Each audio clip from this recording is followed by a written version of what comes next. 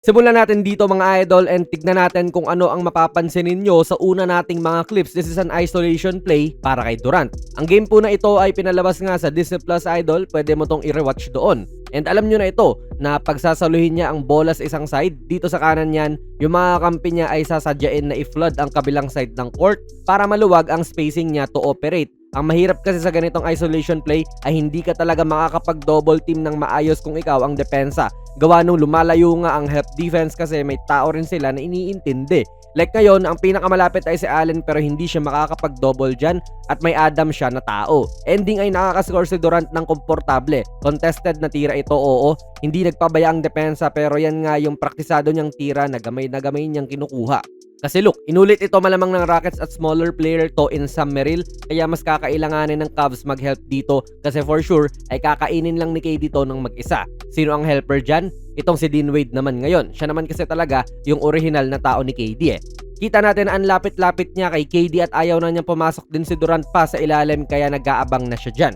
Kaya ang hirap din mag-double dito kasi madali sa may hawak nung bola na malocate ang libre. Dito ay sa kabilang side naman at ibang defender to ngayon, si DeAndre Hunter to na mahusay din naman kung dumepensa. Ganda rin ang size niya, pero as long as wala kang double sabay nakakapunta si KD, doon nga sa sweet spot niya, ang i-hope mo na lang din ay nagmimintis siya. Eh dito hindi.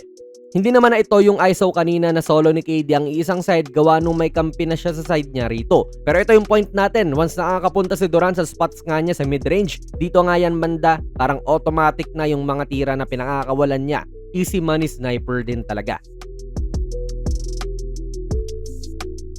Kaya ang Cavs ay may ginawang adjustment dito. Nag-zone defense sila and actually, andyan po si Lonzo Ball sa kanila na mahusay pumuesto at magbasa sa ganitong klaseng depensa. Heto nga siya at gumit na rin kasi andyan si Amen para hindi sila mabutasan. Ang purpose nga nung depensa na ito ay upang mahirapan po si KD na makapunta sa area na ito sa mid-range kasi may tumatayong defender na dyan agad-agad bago pa siya makarating. Or matik, kukuyugin siya if ever man na makapasok siya dyan. Kaya nagsettle po si Durant sa contested na tira dito sa ibabaw.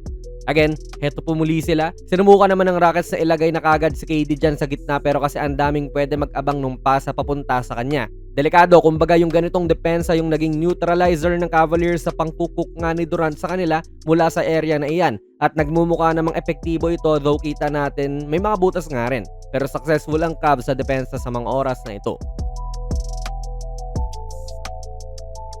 So nakita nyo naman na kung paano nag-adjust yung Cavs. Ayan pa rin yung depensa nila, mga nag-aabang na heavily sa ibabaw para hindi makapasok sa gitna. At ganito naman rumesponde yung Rockets dyan. Nahapyawan na nga natin kanina yon. May mga gaps kasi talaga sa kahit anong depensa at syempre ang focus nila rito ay si Durant at kung paano ito mapipigilan hindi makapunta doon sa spots niya. That's why hindi na rin pinilit itong Houston na ipunta pa si Durant doon, kundi ginamit na lang nila yung depensang to para sa iba. Kita natin si Garland na late humabol dyan. Si Mitchell Anlayo naman kahit nagko-contest. Good shot para kay DFS. Kaya kita nyo, since mabigat sa ibabaw para kay KD, nagkakabutas talaga sa ibang parts ng court. Makikita natin si Mobley na nasa mahirap na sitwasyon dito kasi may cutting na Thompson na siyang iisipin sabay may Shepard pa sa corner. At good job kay KD na nagagawa niya ang tamang desisyon. Good defense pa rin to sa Cavs pero yan na nga ang butas sa ginagawa nilang zona. Nahanap at nakakapag-adjust lang kagad ang Houston. Grabing KD naman din kasi to. Ito na po yung best defense na magagawa mo sa mga oras na ito eh. Contested yung tira, halos magkadikit na nga kayo. Pero sa spot na iyan ay praktisado na nga po ni KD. Kahit nga mga outbalance na tira, 1 foot na kanan, 1 foot na kaliwa, ginagawa niyan. Baka nga kahit patalikod, praktisado pa niya eh. Halimaw din talaga kaya mapapasearch ka na lang ng mga paraan para hindi siya makapunta dyan. Pero yun nga, nagawan pa rin naman ang paraan ng Houston at bumalik po ang Cavs sa tao-tao, meaning ay balik lang din si KD sa pagtutusta niya sa mid-range area mga idol. Hot take to at wala naman akong pake kung mag-a-agree kayo sa akin o hindi. Nasabi ko na rin naman to dati pero sa paningin ko si KD ang pinakamalupit umiscore na player in NBA history at siya yung masasabi kong wala talagang kahinaan sa opensa kung individual skills ang pag-uusapan relative sa kanyang height syempre. No other player sa paningin ko yung ganyan katangkad ganyan din po kalakas umiscore on all 3 levels. Basically parang Curry na 7-footer din. So kung gusto nyo mapanood yung game na ito, panoorin nyo po sa Disney Plus mga idol. Tapos may mga ESPN pre-game shows din dito na mapapanood tulad nung NBA Countdown.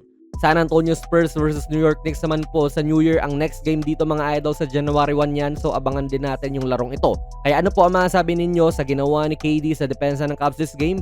Ilagay nyo lang po ang inyong mga komento sa ating comment section. Kung nagustuhan nyo po ang ating video ay pakipindot na lang idol ng like button, mag-subscribe ka na rin sa ating channel. And ako nga pala si Jonas PB, and as always, hanggang sa muli.